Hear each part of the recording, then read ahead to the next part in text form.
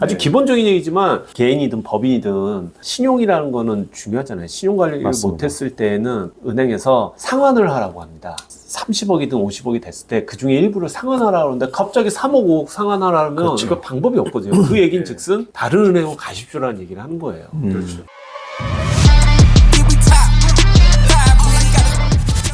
꼬마 빌딩을 투자할 시의 유의사항에 대해서 이야기를 나눠보려고 하는데요. 요즘 사실 굉장히 혼란스러운 시장인 것 같아요.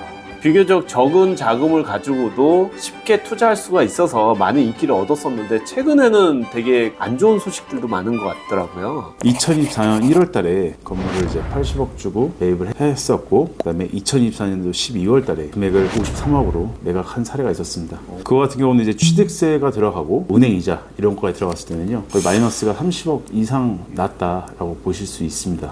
지금같이 이런 고금리 시대에 그 연체 이자가 생기고 이자율을 못 내다 보니까 금매들로 많이 매각을 하는 중인 것 같습니다. 몇 개의 건물들은요, 대환해야 될 시기가 도래하다 보니까 대환을 못하는 경우가 생겨가지고 매각을 하는 경우도 있습니다.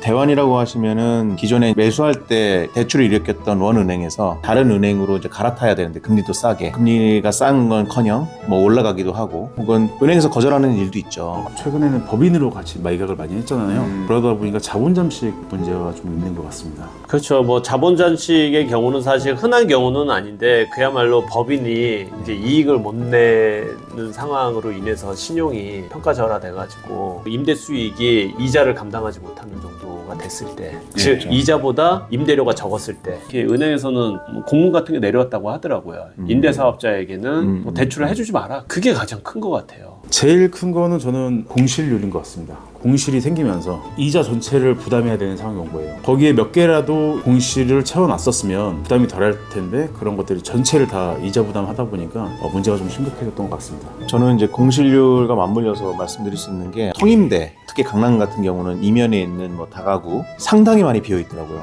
벤처 회사들이 이제 경영난을 겪게 되면서 꼬마 빌딩 통임대가 힘들어지는 현상이 이제 이루어진 것 같아요. 통임대를 이렇게 리모델링을 해놓으면 통임대에 맞춰서 이게 시설이 내 거기 때문에 나중에 개별 임대를 주려고도 힘들단 말이에요. 맞아요. 그 상권에 맞게 정말 이 자리가 통임대가 들어와서 잘 굴러갈 곳인가. 건물을 보면요, 계단이 안쪽으로 들어가서 있는 경우가 있어요.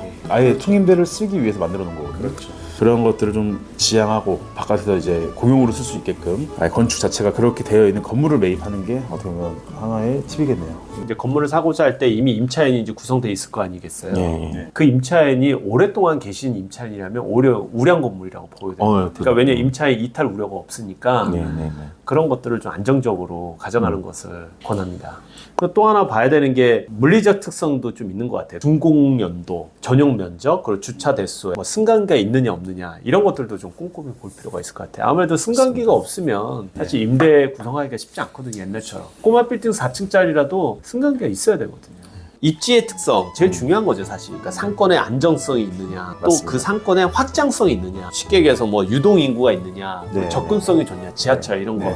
우리가 다 알고 있는 세 가지 수익성, 황금성, 안정성이잖아요. 또 그렇게 수익성과 안정성이 있어야 내가 원할 때 팔 수 있는 황금성이 존재를 하니까요. 아주 기본적인 얘기지만 개인이든 법인이든 신용이라는 거는 중요하잖아요. 신용 관리를 못했을 때는 은행에서 상환을 하라고 합니다.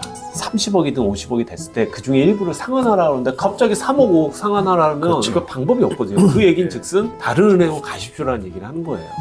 대환 시기를 항상 머릿속에 염두에 두고 기존에 맨 처음에 받았던 은행에서 좋은 금리를 받았다고 하지만 이게 연장할 때 되면 금리가 그렇게 좋지가 않아요. 그래서 중간중간에 알아봐서 대환할 준비를 해야 됩니다. 이런 거 모르시는 분들이 엄청 많거든요. 제일 중요한 것 같아요. 대한 기술을 우리 과장님께서 얘기해 주시는 게 좋지 않을까요? 요거는 우리가 2부 때 얘기할까요? 아, 그럴까요? 네, 우리가 너무 기니까 그때 우리 알겠습니다. 과장님의 노하우를 적극 공개해 주시죠. 알겠습니다. 그렇게 하시죠. 오늘은 여기까지 해서 꼬마 빌딩을 살 때 꼭 유의해야 될 지점에 대해서 우리가 좀 자유롭게 좀 얘기를 나눈 것 같아요. 그 다음 2부에서는 그렇다면 어떻게 해야지 될 것이냐, 그 해결점, 솔루션을 우리가 좀 얘기 나누고 하겠습니다. 감사합니다.